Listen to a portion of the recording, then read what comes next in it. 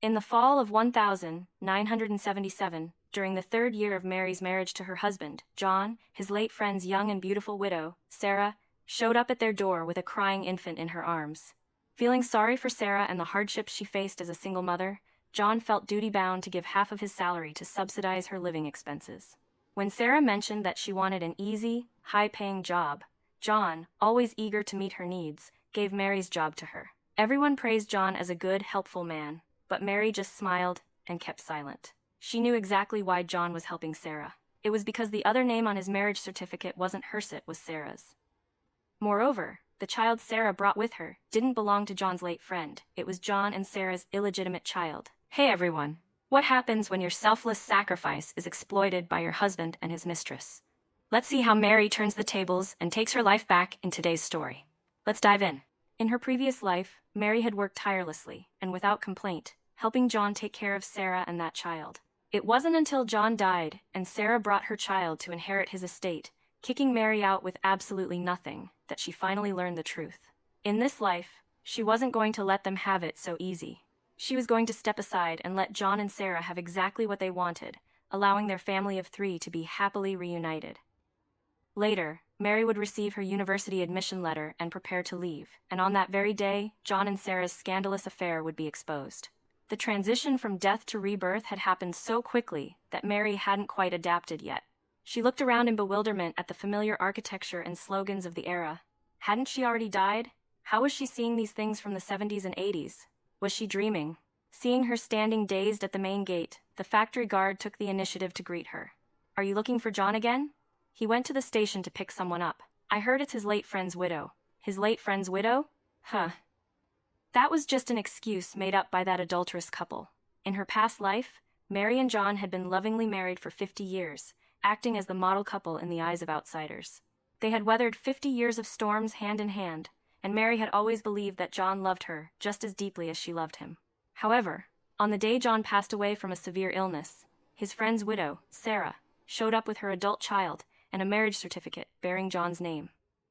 Mary, the woman who had lived as John's wife for 50 years, was suddenly reduced to a nanny and the other woman. All of John's assets were pocketed by his legal wife, Sarah, and their son, while Mary was left to face endless ridicule, accusations, and verbal abuse. Unable to accept such an outcome, she had coughed up a mouthful of blood and collapsed. She never expected that when she opened her eyes again, she would be transported back to this exact day, the day John brought Sarah and her son home. In her past life, after John brought them back, he explained to Mary that Sarah was his best friend's widow and that they needed to help take care of her. Mary had trusted John completely and hadn't suspected him at all. John had claimed that because Sarah and her son were newcomers, they needed money to settle in. He took all the money he and Mary had worked so hard to save and gave it to them to buy furniture and set up a home. He even regularly gave them the household's meat, cloth, and grain ration coupons. The surrounding neighbors and colleagues all said John was a good, loyal man who valued friendship. Kept in the dark, Mary had always believed that too. Just like that, blinded by that heartless, ungrateful bastard, she had handed over her hard-earned savings for Sarah and her son to enjoy, and had even given up her job. Later, when the university entrance exams were reinstated, Mary had prepared to take the test. But because of John's so-called need to repay a debt of gratitude, he convinced her to write Sarah's name on her exam paper. Sarah took Mary's exam scores, went to university, and upon graduation, was assigned to an excellent state-owned enterprise. Meanwhile, Mary wasted her entire life away because of John's empty promise that he would provide for her. She stayed home, bearing the burden of household chores without complaint, acting as a nanny to help Sarah and John raise their illegitimate child. John and Sarah, those two despicable people, had hidden it so perfectly. They had never shown the slightest clue, and Mary had been far too foolish, never harboring a single doubt. If John hadn't died of a stroke and gone to see the Grim Reaper first, Mary probably would never have known such a cruel truth until the day she died. The memories were painful and suffocating. Thinking of what was about to happen next, she turned around and quickened her pace, running toward the home she shared with John. Returning home out of breath, Mary rushed into the bedroom, opened the trunk in the room, and stuffed all the hard-saved money, grain coupons, cloth coupons, shoe coupons, and meat coupons straight into her own pockets. If John wanted to set up a home for Sarah and her son, he could go borrow the money himself. He shouldn't even think about using Mary for a single cent ever again. She took half of the money, meat coupons and grain coupons to the post office and mailed them to her parents. Then, she went to the supply and marketing cooperative and used the remaining cloth coupons to exchange for 4 outfits, and the shoe coupons for 2 pairs of shoes. She also stopped by a restaurant on the street, using some meat and grain coupons to treat herself to a pure, authentic, and hearty pork rib feast. After eating and drinking her fill, she finally picked up her purchases and slowly strolled back home. When she was still some distance from the house, John came rushing over from the opposite direction. Seeing her carrying bags big and small, he quickened his pace to meet her. "Mary, did you go shopping?" Mary nodded and held up the clothes and shoes in her hands for John to see. "I haven't bought new clothes or shoes in 3 years, so I used the cloth and shoe coupons we've been saving for so long to get myself a few new outfits and 2 pairs of shoes." Ever since she married John, Mary had always been frugal, always centering her life around John and his family, preferring to wrong herself to accommodate them. This sudden use of the household's cloth coupons to buy clothes and shoes for herself without a word of notice made John's expression look rather displeased. She stared at him with a cautious look. "John, are you upset?" Of course, John was upset, but this was not the time to dwell on it. He stiffly twitched the corners of his mouth and let out an awkward laugh. "It's fine. Mary, there's something I need to discuss with you." "I have something to tell you too," Mary interjected, speaking before John could continue. "I've been married to you for 3 years and haven't sent a single cent back home. My parents don't have an easy life. They are getting older and need money. So, I sent all my saved wages, along with the grain and meat coupons, back to them." "What?" John suddenly raised his voice, his expression twisting into a scowl. "That was the money we worked so hard to save for 3 years." John had a decent salary, and Mary was incredibly good at saving. In total, they had saved over $1,000. Now that every last cent was gone, one could only imagine how much it pained this scumbag's heart. Mary looked at him with an innocent face. "Are you angry? John, don't be mad. It's all my fault. I know I was wrong. I won't make decisions on my own ever again." John's expression was incredibly ugly, but he couldn't say anything to reprimand her. After all, the deed was already done. He just forced a tight smile. "I'm not angry. Just, next time something like this happens, you absolutely must not make the decision on your own. You have to tell me first." Mary nodded repeatedly, but she was sneering coldly in her heart. "There won't be a next time. This was the last time, John. From now on, he and Sarah, that adulterous pair, just had to wait and see. The humiliation she suffered in her past life, she would absolutely exact payback for in this one." Pushing those thoughts aside, Mary asked him, "By the way, what were you going to tell me?" "Well, Mary, it's like this," John began. "A friend of mine, that guy Mike, didn't he pass away 3 years ago? We were the closest of friends. Before he died, he entrusted me with taking care of his wife and son." "So," Mary put on a perfectly understanding look, "helping others is a good thing." "I support you," Mary said. Seeing that she supported him, John breathed a sigh of relief, but her next words made his expression change immediately. "A portion of your monthly salary goes to your parents, and another portion goes to our household expenses. Now you want to take care of your friend's widow on top of that. Do you think your salary will be enough?" Looking at John's ugly expression, Mary added, "When we got married, we talked about this. My parents are getting older and they have a hard time, so I need to support them. Also, my younger brother is in college. My salary has to be sent back for my parents and brother to use. So, John, from now on, this family will have to rely entirely on you to support it." John fell silent. In her past life, Mary had pinched every penny, wronging herself just to help him save face. Because of that, he felt perfectly justified in using their money to support his parents, Sarah, and the child he had with Sarah. Mary had worn the same outfit for 3 years, a patchwork of mended holes, while Sarah constantly changed into new clothes for all 4 seasons.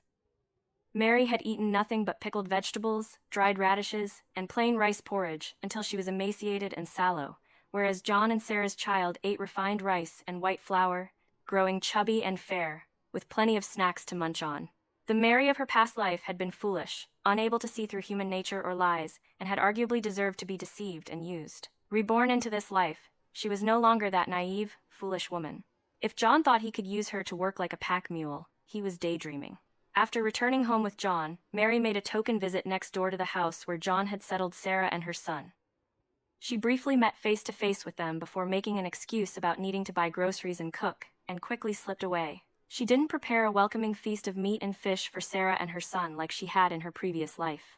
Instead, she boiled a pot of cornmeal porridge, stir-fried some greens, and tossed some dried radishes. After quickly throwing the simple meal together, she shouted at the top of her lungs for John and Sarah to come eat. John and Sarah, holding the child, came in one after the other. John was covered in dust. In her past life, Mary had worked tirelessly without a word of complaint to clean the house prepared for Sarah. John and Sarah had acted like royalty, not lifting a finger the whole time, while Mary scrubbed and mopped until her back ached so much she couldn't stand straight. In this life, since Mary had used cooking as an excuse to leave, John had no choice but to serve his own wife and son. One could only imagine how miserable it was for John, a man who had never done a single household chore in his life. The two walked through the door, expecting a delicious meal waiting for them. However, upon seeing the cornmeal porridge, stir-fried greens, and dried radishes Mary had brought out, Sarah's face darkened. "Is this what we're eating for dinner?"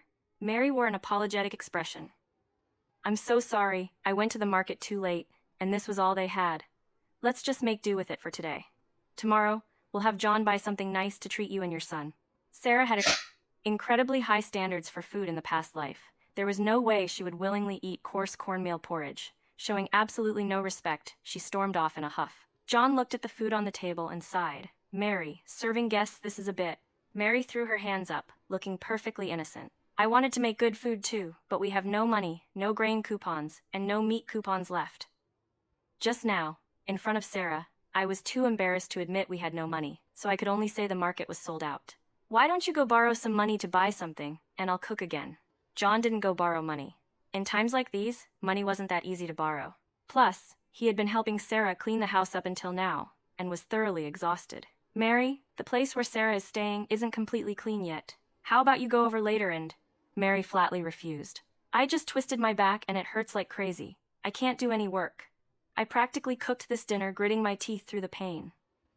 I'm even planning to ask for a day off from work tomorrow." After being rejected, John left with a look of deep disappointment. In her past life, Mary's biggest fear was seeing John look disappointed. She had truly loved him. Mary had always put him first in everything. John thought she would take on the entire burden and help him do all the work for Sarah and her son, just like in her previous life. He was sorely mistaken. Since John and Sarah refused to eat the cornmeal porridge, greens, and dried radishes, Mary simply packed the food away, planning to bring it out again the next morning to serve them. Without Mary working tirelessly to scrub, clean, and make the beds for Sarah, John had no choice but to continue doing the cleaning himself. At his workplace, John was an engineer who sat comfortably in an office. After they got married, Mary had done all the household chores. Suddenly, doing such heavy, manual labor was unbearable for him. Unlike Mary in her previous life, who had scrubbed and mopped the place spotless, John only did a rough sweep of the house where Sarah and her son were staying and called it a day. After Mary finished her own tidying up, she tiptoed over to eavesdrop. Sure enough, she heard Sarah's complaining voice. "Is this it? The room is still so dirty. There are no wardrobes or cabinets, and the bedding is all old. How are Tommy and I supposed to live here?" John, having lost his temper, replied gruffly, "Isn't this fine? Other people can live here. Why can't you?" "It's not that we can't live here. It's just, why is it different? It clearly wasn't like this before." Sarah's words made Mary's heart skip a beat. What did she mean? It wasn't like this before. What before was Sarah talking about? John was dead tired, and didn't notice the second half of Sarah's sentence. He snapped back angrily. "What's different? You were living perfectly fine over there. I told you not to come, but you insisted. Since you insisted on coming, you just have to deal with it." Seeing John's bad attitude, Sarah put on a placating smile. "Wasn't I just worried that you missed your son? A son can't be without his father. He needs to live with his biological father to grow up smart." "Shut up!" John lowered his voice sharply. "Is that something you can say out loud? Do you have a death wish? There's no one else around, right? I only said it because it's just the two of us. I'll make sure not to say it outside," Sarah said. "But John, why didn't you buy new furniture for Tommy and me? It doesn't really matter for me, but Tommy is your own flesh and blood. How can you bear to let him suffer by using these old things?" John was silent for a moment before replying. "There's no money left. How can there be no money? Didn't you save over $1,000? John looked at Sarah sharply. "What over $1,000? How did you know I saved over $1,000? Sarah forced a laugh. "I guessed. After all, your salary isn't low, and Mary's salary is decent too. You've been married for 3 years, so you must have saved quite a bit of money, right?" "Save what? There are so many places at home that need money. My parents, plus you and Tommy, are all like vampires, only knowing how to ask me for money all day long," John retorted. "I'm telling you, Since you insisted on coming here, don't make a fuss or complain about the hardships. Things aren't what they used to be." Mary didn't listen any further and turned to head back home. As she walked, she pondered the conversation between Sarah and John. Sarah had said it was different from before, and she even knew about the $1,000 Mary and John had saved. How did she know? Could it be that Sarah was also reborn? By the time John came back, Mary had already gone to bed. When he came in, she kept her eyes closed, pretending to be asleep and ignoring him. John hugged her from behind and said gently, "Mary, let's have a child." Marrying John and having his children was something Mary had dreamed of in her past life. In 50 years of marriage, she was never able to get pregnant. In that era, a woman who couldn't bear children was destined to be looked down upon.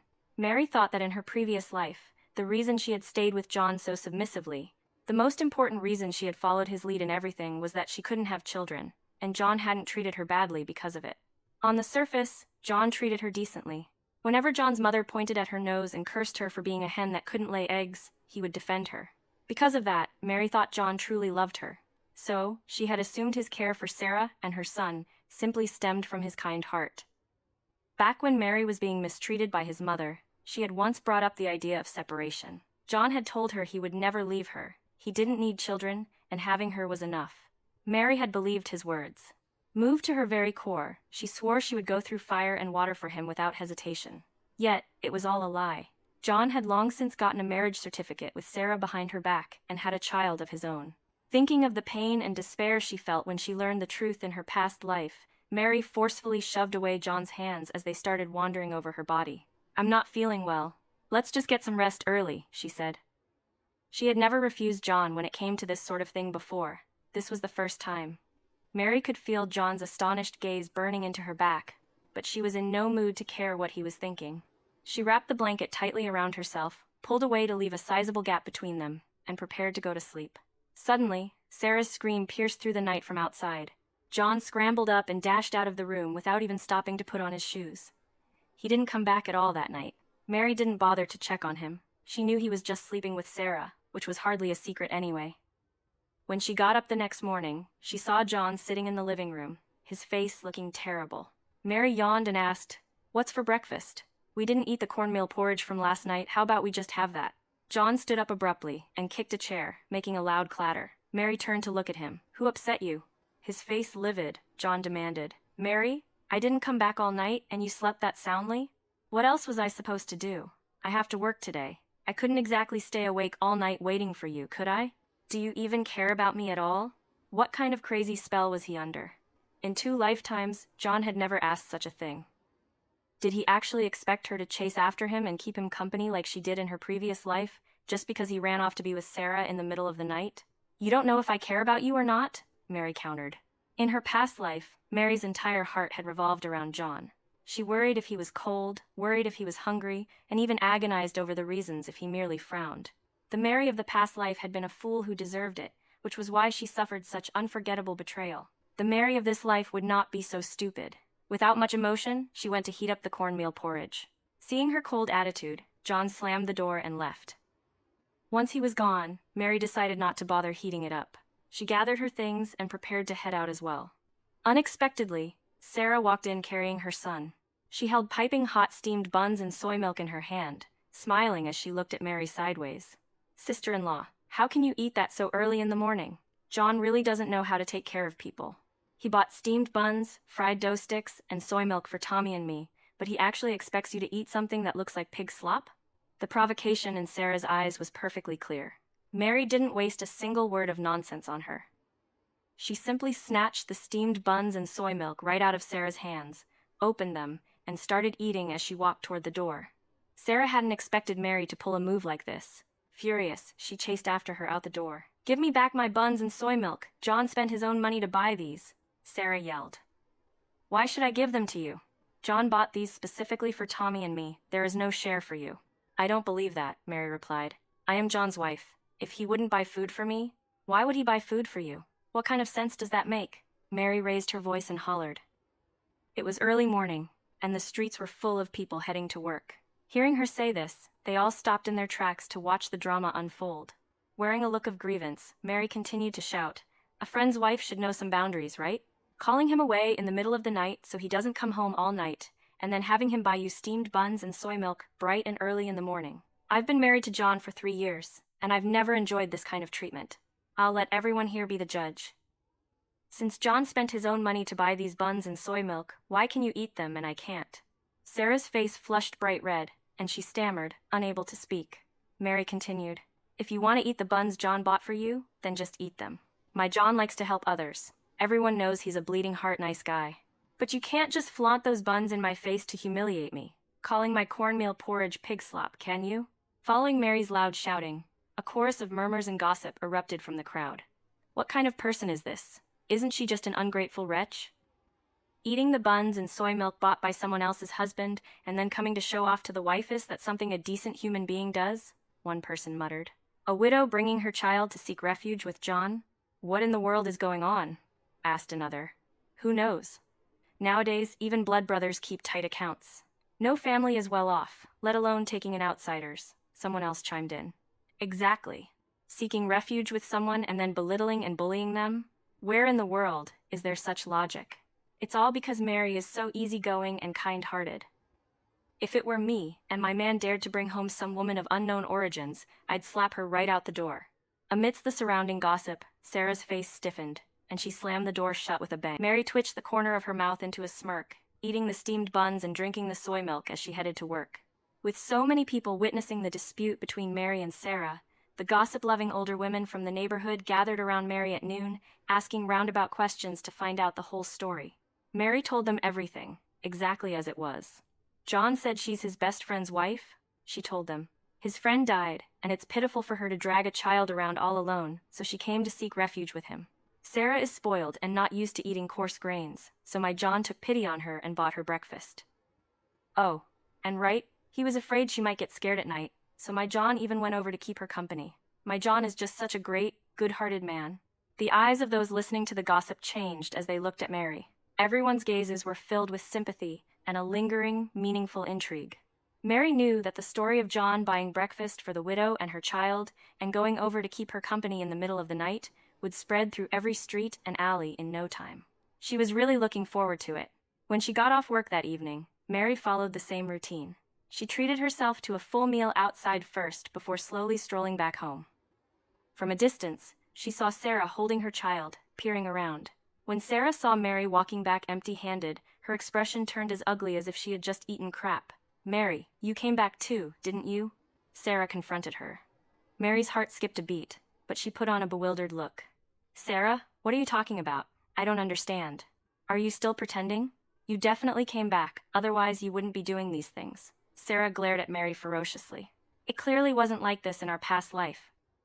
You didn't send all the money back home to your parents. You didn't cook such awful food to host me, and you certainly wouldn't say those things in public outside to ruin my and John's reputations. So, Mary, you came back just like I did. You want to get revenge on John and me because of what happened in our past life, don't you? Looking at the exasperated Sarah, Mary continued to play dumb.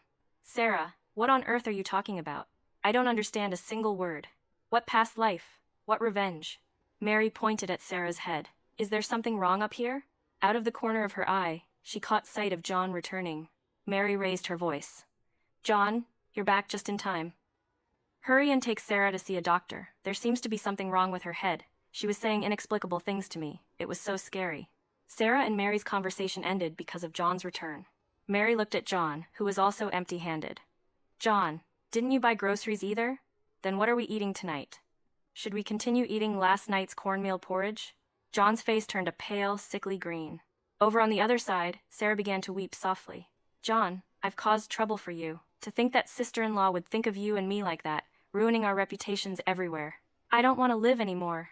Holding the child, Sarah cried and ran away. John left Mary behind and chased after her. Mary didn't have the time or energy to watch those two despicable people put on a show, so she went home, washed up, and rested.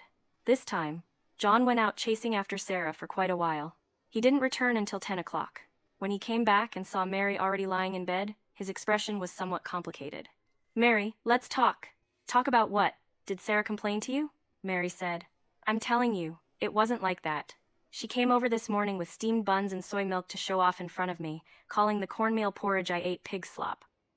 I was so angry that I couldn't take it, so I snatched the buns and soy milk and said some harsh words.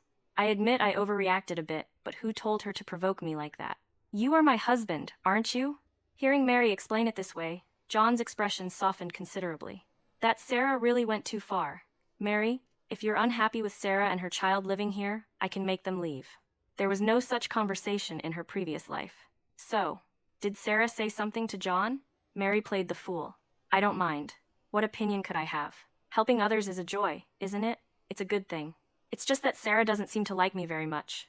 I can tell she hates me. John, you absolutely must not listen to her one-sided story and hate me too. You are all I have now.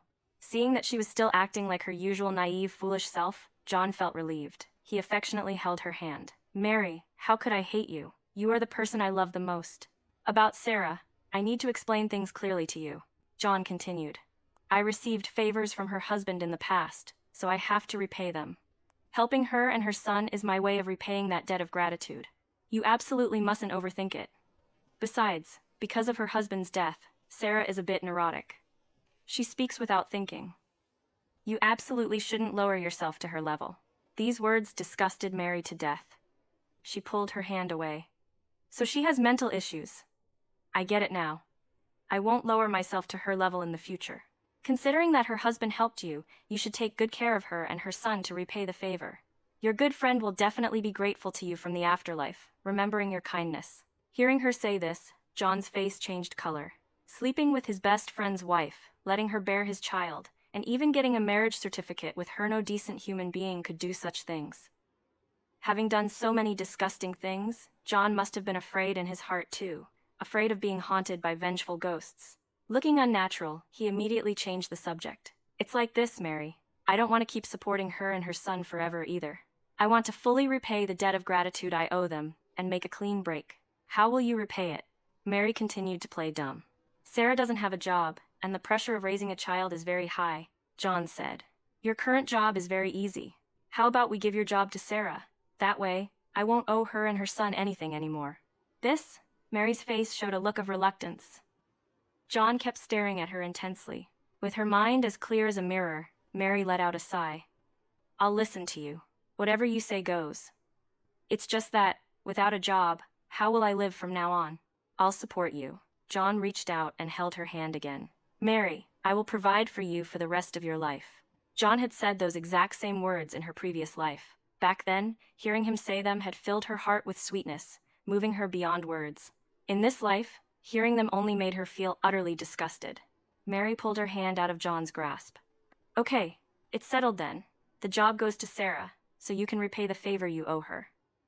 But let me be clear, you need to stay away from her from now on. I just feel like there's something off about that Sarah. She seems a bit unhinged. Her words made John stare at her for quite a while. His gaze was strange, sending a chill down her spine. Mary figured Sarah must have said something to him. After all, she was absolutely certain now that Sarah had also been reborn. Knowing how things were supposed to unfold, Sarah had warned John about Mary's changes. That was exactly why John had come back to test her. Seeing that Mary had agreed so readily, without the slightest hesitation, John felt relieved. That night, Mary lay in bed, unable to fall asleep. Confirming that Sarah had actually been reborn too made her secretly vigilant. Both Sarah and John were despicable, shameless creatures. Previously, Mary thought that being reborn gave her the upper hand in dealing with them. Now that Sarah was also reborn, she would definitely notice Mary's differences. Mary knew she couldn't give herself away. She had to be extra careful. That was why she had obediently agreed to let Sarah have her job. First, it would put them at ease, and second, she had her own plans. As these thoughts ran through her mind, she heard John softly calling her name from beside her.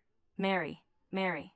She kept her eyes closed, pretending to be asleep and staying perfectly still. Seeing no response from her, John quietly got out of bed and left the room. Mary also climbed out of bed and tiptoed out after him. John went next door to find Sarah. The two of them spoke in hushed tones out in the courtyard. Standing on the other side of the wall, Mary pressed her ear close to listen. Sarah was asking John, "How did it go? Did she agree?" "She agreed," John replied. "How is that possible?" Sarah said. "Does this mean she wasn't reborn?" "Definitely not. If she were reborn, would she be this obedient and cooperative? She would hate us to death. But didn't you notice how she's changed? She clearly wasn't like this in our past life." "Enough. I don't want to hear any more talk about past lives in this life, John warned, his voice stern. I'm telling you, you need to behave yourself. This is a critical period right now. I'm up for a promotion and a title review, so you absolutely cannot cause any trouble for me. Sarah sheepishly replied, I know, I won't do it again. By the way, John, don't leave tonight. Stay with me and the baby. No, we'll be discovered. Then let's just make out for a bit right now. We haven't been together in a while. I missed you to death. What followed next was definitely not suitable for children. Not wanting to disgust herself, Mary tiptoed back to her room, feeling somewhat fortunate. It was a good thing she had agreed to give the job to Sarah. Otherwise, those two despicable people would have been incredibly suspicious of her. The next day, Mary went to her workplace to speak with her manager about letting Sarah take over her position. The manager didn't object and agreed to let Sarah come in to work the following day. The matter was thus settled. When she returned home that evening, she ran into Sarah at the door again. Holding Tommy, Sarah looked at Mary with a fake practiced smile. You're back. Did you talk to your manager about the job? Mary smiled back warmly. I did. You can start working tomorrow. Is that so? Then thank you so much, Sarah said. By the way, Tommy and I are really causing trouble for you and John. Especially John, he has been so incredibly good to us. Just today, he said Tommy and I were too thin and needed to build up our health, so he specifically bought a lot of eggs, pork ribs, and brown sugar to bring over at noon. Sarah was probably still suspecting Mary, as she stared at her intently without blinking. Mary just smiled. That's a good thing. It's not easy for a widow like you to raise a child all alone. If you ever run out of money, just tell John and have him help you guys out more. Seeing that Mary didn't show any signs of being upset, Sarah left with her child in disappointment. Mary watched Sarah's retreating back coldly. Sarah thought she was making a sacrifice by giving up her job so willingly. Wrong.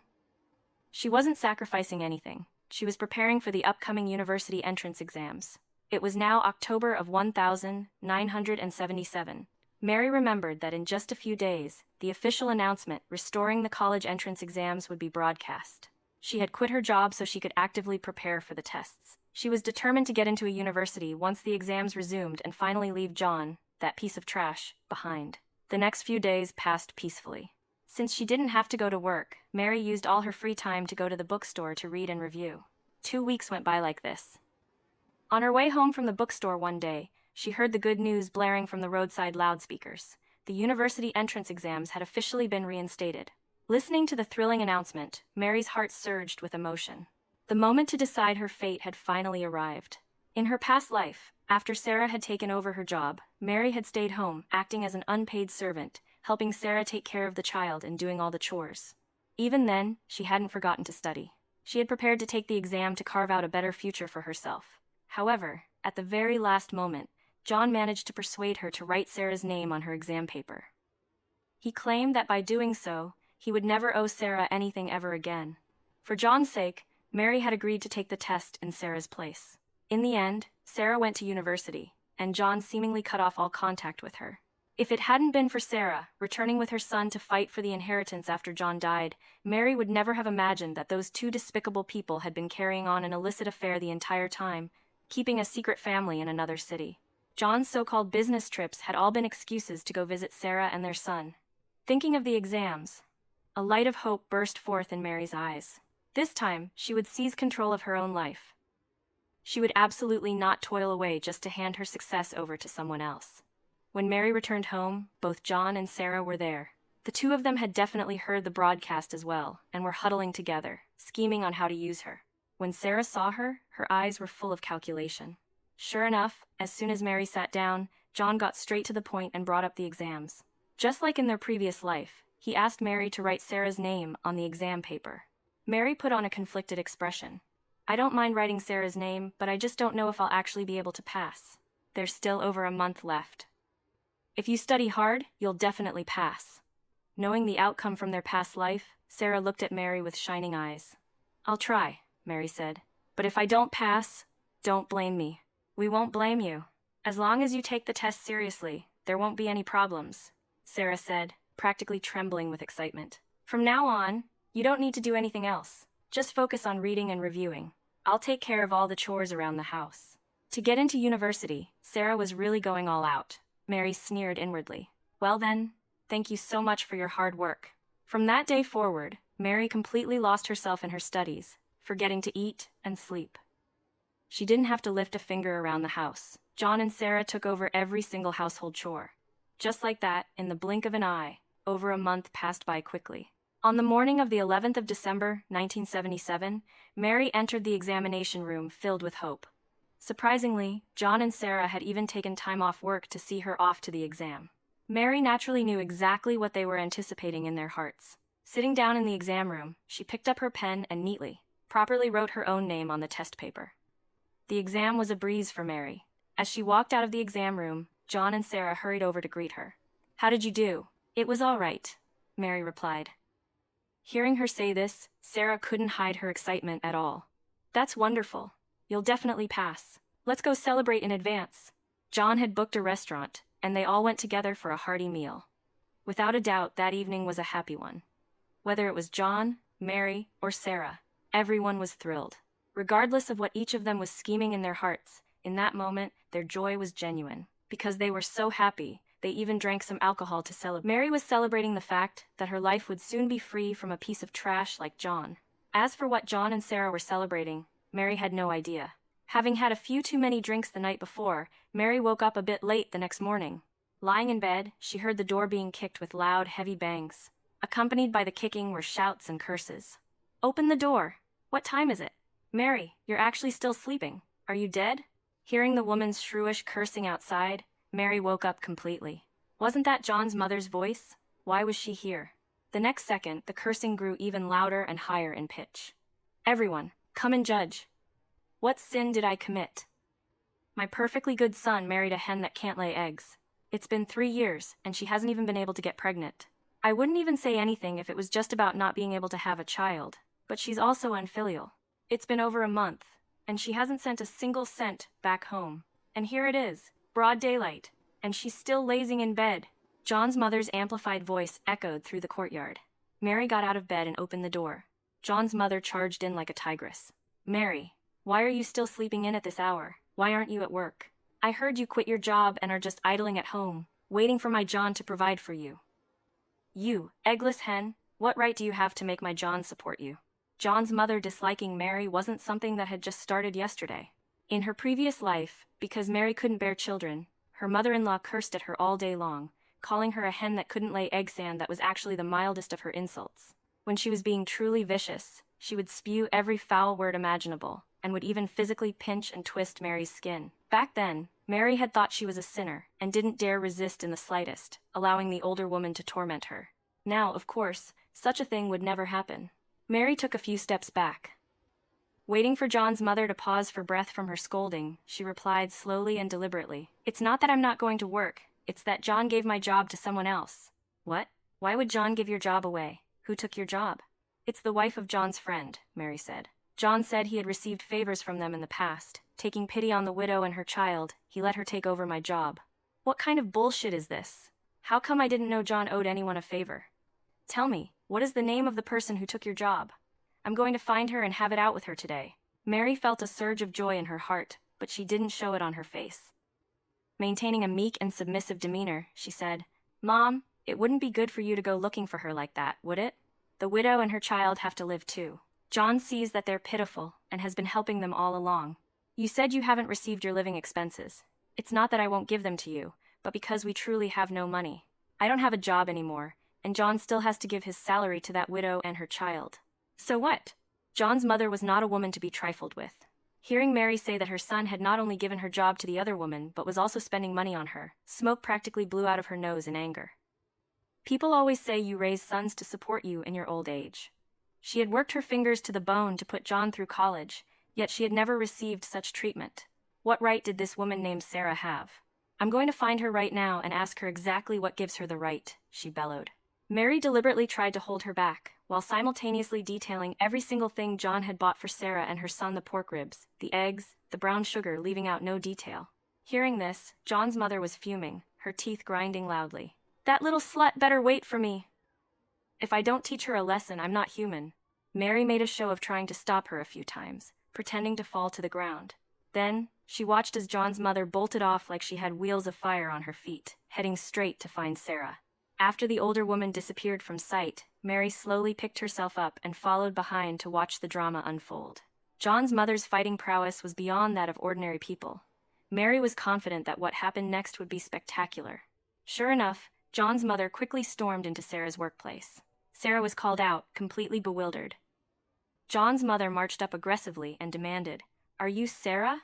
Sarah recognized John's mother. Nodding respectfully, she asked, "Yes, ma'am. Are you looking for me?" "Fuck you, you little slut. Why are you spending my son's money? Why did you steal my daughter-in-law's job?" Accompanied by a string of profanities, John's mother lunged at her, kicking and scratching. Never in her wildest dreams did Sarah expect John's mother to get physical without warning. Her face was slapped repeatedly with loud smacks, and her hair was grabbed tightly by John's mother, who yanked her downwards. John's mother was as fierce as a tigress. Let alone the fact that Sarah had reservations and didn't dare fight back. Even if she had wanted to, she was no match for the older woman. Soon, Sarah was beaten until her nose and mouth were bleeding, screaming continuously. Not a single onlooker stepped forward to pull them apart, they were all just watching the spectacle. Seeing that Sarah had been beaten enough, Mary limped out to intervene. John's mother wasn't polite to Mary either. "It's all because of you, you eggless hen. You're so useless you can't even keep an eye on your own man, letting this little tramp take advantage." Spitting at Sarah, she warned, "I'm warning you. Spit out what you've eaten from me, and return what you've taken from me. Every cent John spent on you, you'd better give it all back, and give back the job too." The surrounding crowd gossiped incessantly, everyone saying that John and Sarah were having a shameless affair. By the time John got the news and rushed over, the incident was already known to everyone. Seeing his beloved woman beaten black and blue, looking absolutely miserable, with so many people pointing and staring, John's lungs were about to explode with anger. He pushed through the crowd with a dark expression, angrily dragging his mother away. With things escalating to this point, everyone had plenty of new gossip to chew on after meals, all talking behind John and Sarah's backs. Rumors take on a life of their own, and for a time, the story of John and Sarah's affair was spun into countless versions. The matter blew up so much that John and Sarah had to avoid people whenever they went out. John's workplace also found out about the scandal. He was called in and reprimanded by his supervisor, and his promotion and title review were put on hold. His supervisor said they would have to observe his future performance. Because of this, John was furious for a long time. John's mother, however, seemed to have become a completely different person. She actually went to Sarah on her own initiative to apologize, admit her mistakes, and even took on the responsibility of caring for Tommy. Mary saw through it but said nothing. Needless to say, John and Sarah must have told her the truth, letting her know that Tommy was her biological grandson. That was exactly why John's mother had changed her attitude. After learning the truth, her behavior towards Sarah and Tommy completely flipped. Every day, she would happily call Sarah and Tommy over for meals, letting Tommy have all the best food and drinks exclusively to himself. She was also incredibly pleasant and amiable to Sarah. The only exception was Mary. Just like before, she would lose her temper at Mary at the drop of a hat, cursing her for being a hen that couldn't lay eggs. She even colluded with Sarah to pressure Mary into divorcing John. Of course, Mary was more than eager to get as far away from these rotten people as possible. So, when John's mother came to demand that she pack up and leave, Mary played along and agreed. "I've been with John for 3 years, and now I have nothing, not even my job," Mary said. "You can't treat me like this. You're a hen that can't lay eggs. What right do you have to stay with my son?" John's mother shot back. "Hurry up and get a divorce so you can make room. It's my fault that I can't have children," Mary replied, "but where can I go if I get a divorce all by myself? I can't go back to my parents' home. People would point fingers and gossip behind my back. You can't just expect me to starve to death, right?" Hearing this, John's mother's eyes darted around calculatingly. "Then we'll just give you some money to send you on your way. That should do it, right?" Sarah believed that her admission to the university was practically a sure thing. Knowing the good life John had achieved in their previous life, she was anxious to make things official with him immediately. Therefore, she had discussed it with John's mother to offer Mary a lump sum of money to get lost. The three of them began negotiating in private. John's mother and Sarah gradually increased their offer from $200 to $500, and Mary finally relented. $500, combined with the money she had secretly taken earlier, should be more than enough to cover her living expenses for college. Clutching the $500 from Sarah and John's mother, Mary quickly packed her bags and headed out. Yet, at the very last moment, she was chased down and intercepted by John at the bus station. John wrapped his arms around her, his face pale with panic. "Mary, where are you going? Where do you think you're going without my permission?" Mary was furious on the inside. Why didn't this disgusting scumbag just drop dead? Why did he have to show up right now and ruin my perfect escape? Despite the seething anger in her heart, she covered her face and wept sorrowfully. I can't have children. I can't give you the joy of a family, and I can't carry on the family name for your mother. I'm a sinner. I don't have the face to stay by your side anymore. Just let me go. Don't talk nonsense, John said. Mary, you are my wife. You are the person I love the most. You have to stay with me for the rest of our lives. No one can ever separate us. That scumbag John forcefully dragged her all the way back from the station. Seeing Mary return, the color drained from both John's mother's and Sarah's faces. Mary didn't know what John said to them, but neither of them dared to come looking for trouble with her after that. John's mother stopped mentioning Mary's inability to have children, but she explicitly demanded that Mary return the $500. How could Mary possibly return money that had already reached her hands? She simply claimed that she had already mailed the cash to her parents and would have to write them a letter to send it back. By using this excuse to stall them, there was nothing John's mother or Sarah could do. Unable to overrule her son and kick Mary out, John's mother resorted to tormenting Mary in private. She would point right at Mary's nose and unleash a barrage of curses, while Mary would just meekly endure it without saying a word. When John found out about this, he was absolutely furious and ordered his mother to pack up and return to the countryside immediately. John's mother was quite afraid of him and didn't dare to openly defy her son. She could only come up with another scheme, forcing Mary to go to the hospital for a checkup.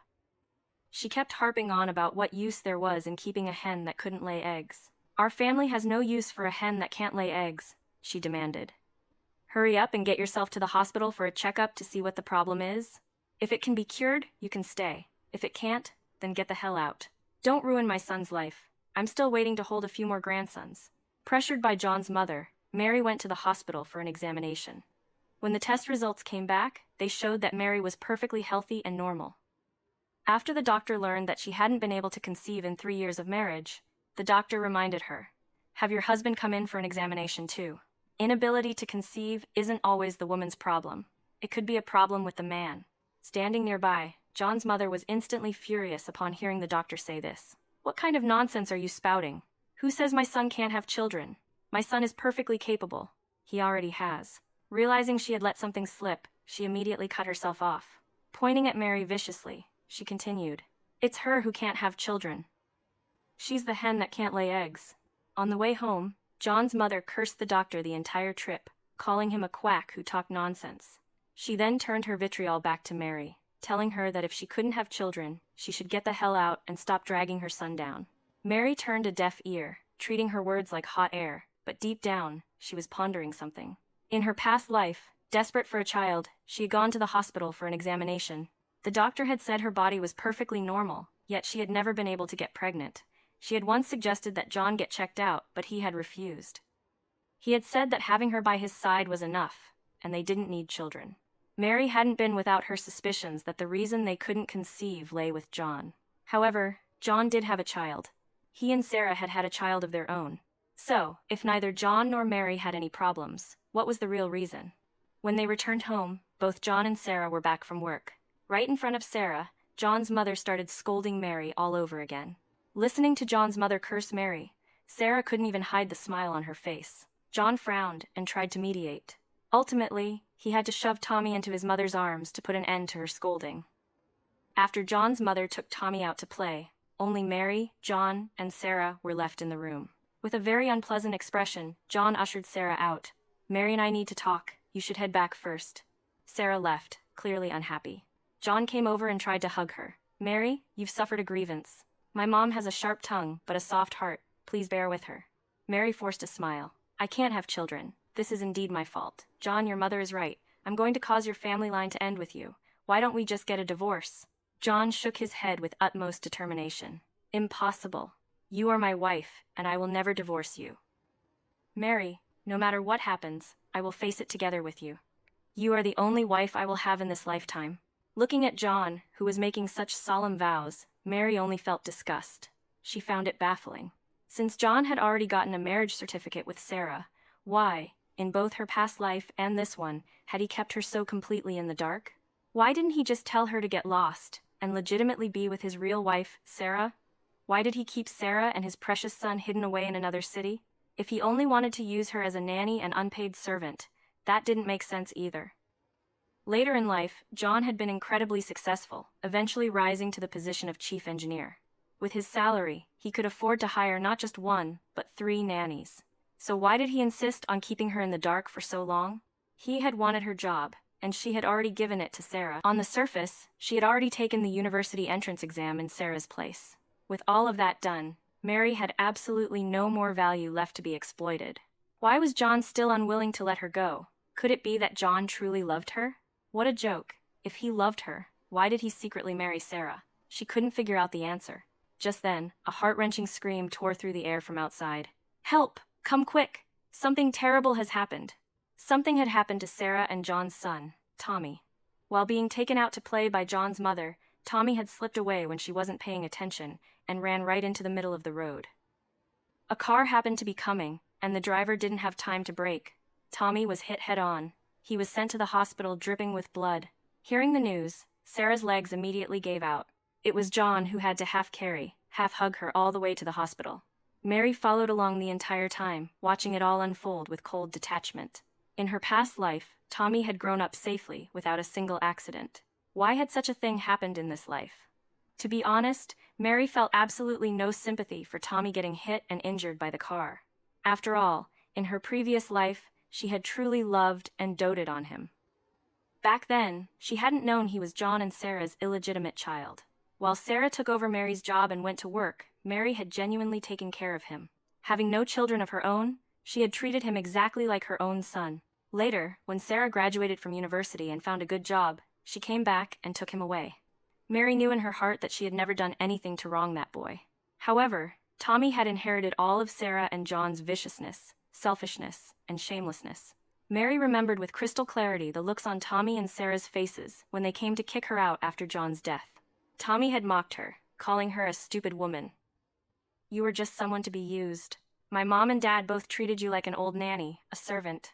Now that my dad is gone, it's time for you to get lost." He had violently driven her out of the house. Mary had been pushed to the ground by him, and she remembered his ferocious, mocking sneer perfectly. Mary wasn't an evil person, but she wasn't someone with boundless, bottomless kindness either. She would not feel any sympathy for a creature completely devoid of gratitude and moral standards. Even if he was still just a child now, he was destined to grow into a demon later on. While Tommy was being resuscitated in the hospital, Sarah cried so hard she nearly fainted.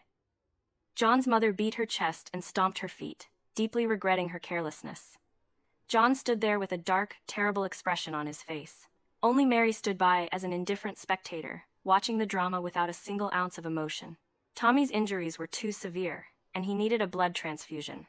The hospital's blood bank didn't have enough, so they needed to transfer in type B blood. John, his mother, and Sarah were all in a daze and didn't pay attention to the medical staff, but Mary heard it loud and clear. She knew very well that John was type A blood. Sarah, on the other hand, was type O. Given those facts, how could Tommy possibly be type B? Mary looked at John, then looked at Sarah. She suddenly realized that Tommy's appearance, whether as a young child, a teenager, or a young adult in her previous life, bore not the slightest resemblance to John. She remembered that her own body was perfectly healthy, yet she couldn't get pregnant. She recalled the doctor's words during her recent checkup. The inability to conceive isn't always the woman's problem. If a man is infertile, he can't have children either. So, was it entirely possible that Tommy wasn't actually John's child at all?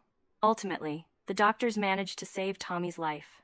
Although he was no longer in critical danger, he had lost a leg and was permanently crippled. Sarah was absolutely heartbroken, and John was also deeply sorrowful. Of course, the most devastated and grief-stricken of them all was John's mother. It was entirely due to her poor supervision that such a tragedy had occurred, and for a very long time, she was consumed by guilt and grief. Only Mary remained indifferent to their joys and sorrows. Her mind was entirely focused on getting into university. She waited anxiously for the preliminary exam scores to be released. Finally, the day arrived. On the day the scores came out, Mary went to the admissions office bright and early to ask for news. Although she felt the exam questions hadn't been too difficult, she couldn't help but feel apprehensive. It wasn't until she checked her score that the heavy stone in her heart finally dropped. She could finally leave John, that disgusting piece of trash. She filled out her university application materials right there at the admissions office, submitted them, and then headed home. Just as she was about to push the front door open, she heard John's mother's shrill voice coming from inside. "Since this child is already ruined, then you two should just have another child," John's mother said. "I do want a child," Sarah replied, "but John isn't willing to marry me. I can't just stay with him without a proper title and give him two illegitimate children who can't see the light of day, can I?" "John, say something," John's mother urged. "What is so good about that eggless hen that makes you hold on to her? If you ask me, just divorce her directly and make her get lost. Then you and Sarah can get married and give me a big, fat grandson." John was silent for a good while before saying, "Now is not the time to divorce Mary." "Why? Why can't you divorce her?" John's mother and Sarah asked in unison. "I am currently up for a promotion and a title review. Causing a fuss over a divorce right now would have a huge impact on my career. Do you want me to be stuck at the bottom for the rest of my life?" So this was the reason John had refused to separate from her in both her past life and this one. For his job and his future, he had wasted her entire life. Hearing this, Sarah started crying and shouting, "Then are you planning to string her along for the rest of your life? What are Tommy and I supposed to do?" John stopped her coldly. "What are you crying for? Tommy is now a cripple. If you marry me, we will have to bear the burden of his care. Are you willing to take care of a cripple for the rest of your life?" John's voice was extremely cold, and his words pinpointed the exact dilemma Sarah was currently facing. Sarah instantly went silent. In all fairness, of course she didn't want to take care of a crippled son, but she also genuinely wanted to marry John. "Then what do you suggest we do?" she asked. "Didn't I already say it?" John replied. "Mary and I will continue living together. We'll let Mary take care of Tommy for you while you go to university. Then, we can find time to have another child." Yes, just do as John says." John's mother clapped her hands in approval. "That eggless hen feels guilty in her heart, so she will definitely obey John's every word and take good care of Tommy. Meanwhile, you two should hurry up and have a healthy child. There's no time like the present. Let's get it done in the next few days." She was practically chomping at the bit for John and Sarah to have another baby. Mary turned around and left. How could people be this despicable? Having her take care of the crippled Tommy for them, continuing to waste her life away, while they secretly had a healthy child and carried on with their happiness. She had to admit, John and Sarah had come up with an excellent plan. "But John, not everything will go according to your expectations. If you want to trap me in this life, you'll have to see if I agree to it first." Mary wandered around outside for a while, before slowly returning home. Having finalized their scheme, the three of them were chatting idly in the living room as if nothing had happened. Seeing Mary return, John's mother uncharacteristically took the initiative to speak to her. "Where did you go?" "Just went for a walk outside," Mary replied. "I heard the university entrance exam scores came out today. Did you go check your score?" Sarah asked, seeing Mary and suddenly remembering the exam. "It should be another 2 days, I think," Mary said mildly. "Is that so? Make sure you don't forget to notify me when the time comes." "Don't worry, I won't forget you," Mary said. She paused for a moment before asking Sarah, "With your son in this condition, will you feel at ease going to university? Who do you plan to leave him with? Given his situation, probably no one will want to raise him for you, right? Are you going to send him to an orphanage?" Mary's barrage of questions made both Sarah and John's faces look terrible.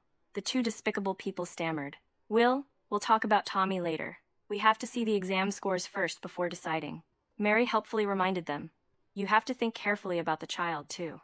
With Tommy in this state, as his mother, you must consider his future." Mary knew Sarah had taken her words to heart. Let alone now that Tommy had become a cripple. Even in their past life when Tommy was perfectly healthy, Sarah hadn't been willing to be a dutiful and responsible mother, much less to a cripple. Sarah would probably not be able to hold back from sleeping with John and preparing for their next moves. That night, Mary went to bed early as usual. John came in to check on her several times, and only left after making sure she was asleep. Opening her eyes, Mary listened to the sound of John's retreating footsteps and sneered. About 15 minutes later, she quietly got out of bed and walked outside. The lights were on in the courtyard next door, and the gate was left slightly ajar. Stepping lightly, Mary pushed open the gate and walked up to the window. Obscene sounds were coming from inside. With a cold smile on her face, she turned around, walked over to the doorway, grabbed a few handfuls of firewood, and lit them with a match. Soon, thick smoke was billowing outside. Mary raised her voice and started shouting, "Fire! Help! Put out the fire!" In the dead of night, her sharp, high-pitched voice traveled far. Very quickly, neighbors carrying water buckets rushed out from all directions and charged into the courtyard where Sarah was staying. The fire was fierce, licking up the windows. Someone kicked the door open, and just like that, a completely naked John and Sarah were spectacularly exposed to the crowd of onlookers. Mary stood among the crowd, looking at John and Sarah's panicked faces. The two of them were completely unclothed and in a totally wretched state. The fire was extinguished, but not a single onlooker left. Mary pushed her way through the crowd, rushed up to John and Sarah, and started slapping them left and right. "You adulterous scum! How long have you been sneaking around behind my back? How could you bully people like this?" John's face was red and swollen from her slaps. Looking utterly horrified, he actually tried to explain himself. "Mary, it's not what you think. It's really not what you think. You're rolling around together without any clothes on. What else could it be? John, you bastard, you've gone too far." Mary let out the hatred of 2 lifetimes in that single moment, hitting, scratching, and biting John. He was beaten until his face was swollen, and his nose and mouth were bleeding. Sarah, feeling sorry for him, actually tried to come over and intervene. But Mary wasn't about to go easy on Sarah. She grabbed Sarah by the hair and threw her to the ground. Mary beat Sarah until there wasn't a good patch of skin left on her.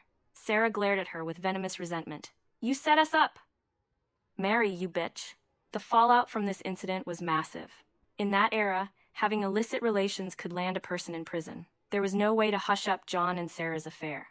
The very next day, John was notified by his workplace that he was suspended for reflection, leaving his future entirely uncertain. As for Sarah, who had taken over Mary's job, she hadn't even passed her probationary period. After causing such a shameless scandal, it was pointless to keep her. She was immediately fired by her workplace. Salacious rumors about Sarah and John spread everywhere outside. Everyone spoke with vivid certainty about how the two had hooked up behind Mary's back. Some even said they messed around together every single night while Mary was asleep. Sarah and John's reputations were completely ruined. John's mother was driven mad with anger. While John and Sarah were fooling around, she had been at the hospital taking care of the crippled and injured Tommy, so she hadn't known what was happening. When she found out that her son and Sarah had been ruined by Mary, she actually tried to come find trouble with her. She still thought of Mary as that submissive, meek woman.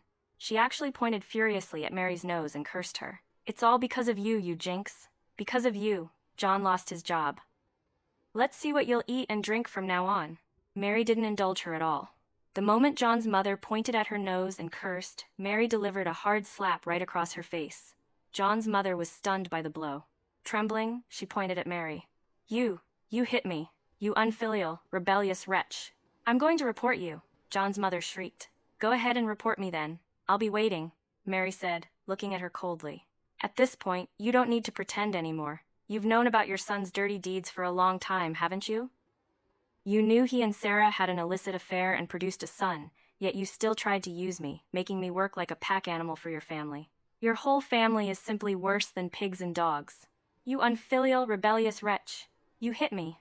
I'm going to the police station right now to report you for assaulting an elder." Crossing her arms, Mary sneered, "Go ahead and report me, but let me remind you of something. Didn't your son tell you? He and I are not actually husband and wife in the legal sense."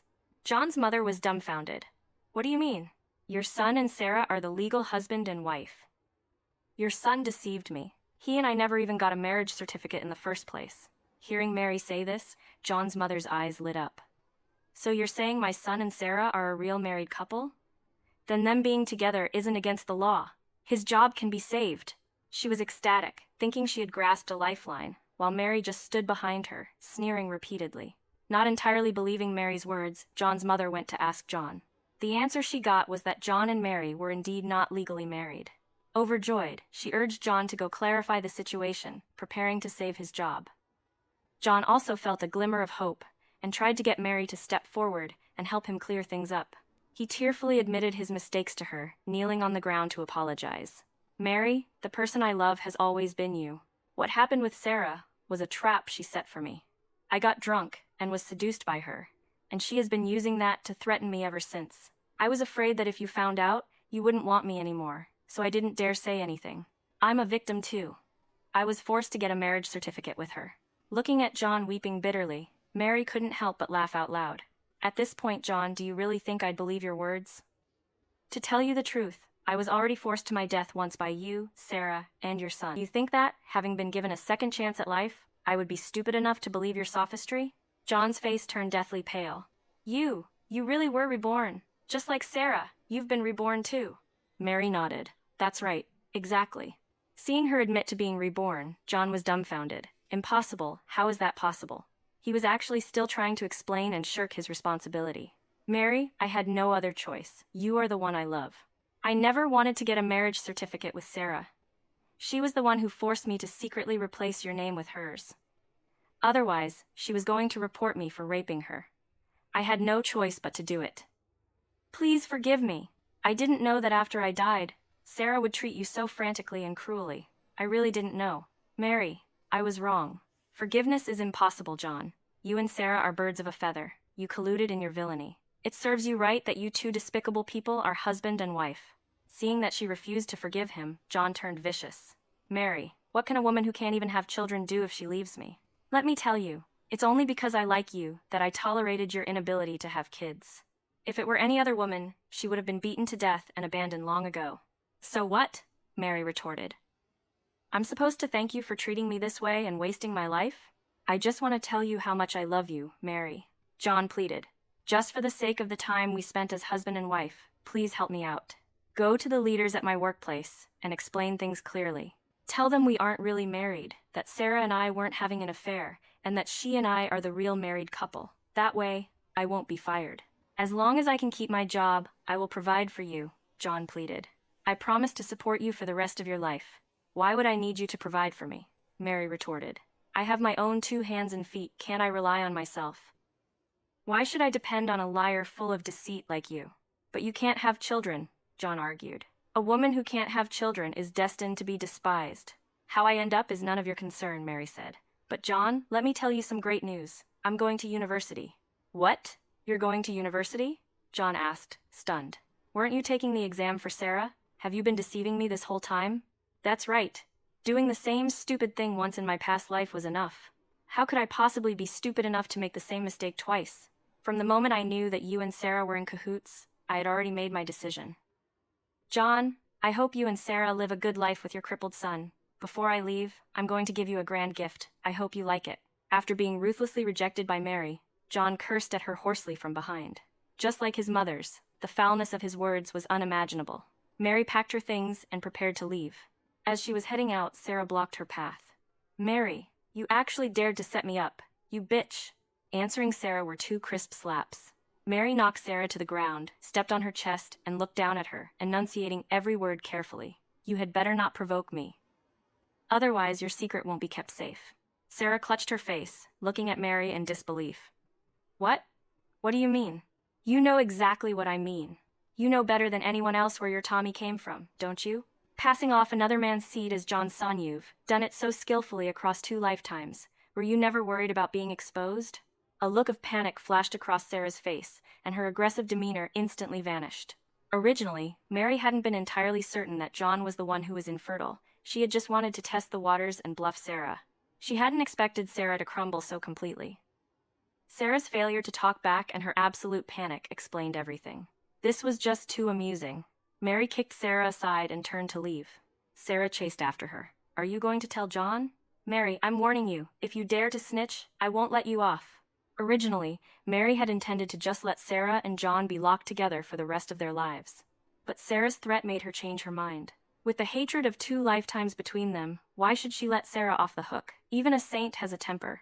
She was going to let Sarah know exactly what the consequences of her arrogance were. John and his mother were putting up a dying struggle, hoping to salvage John's job.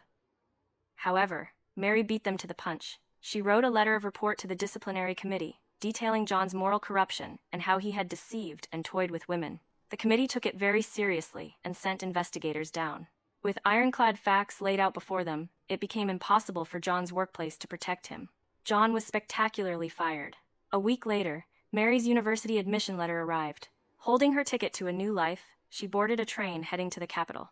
Before leaving, Mary gave John the grand gift she had meant to deliver all along. She told John that he was infertile, and that his so-called biological son, Tommy, was actually the seed of Sarah and another man. What John would do with that information was none of Mary's concern. Based on her understanding of this despicable and shameless man, she figured Sarah and her son Tommy would likely meet a grim end. Sure enough, not long after she registered for school in the capital, Mary heard a fellow townsperson vividly recount a horrifying murder and dismemberment case back home.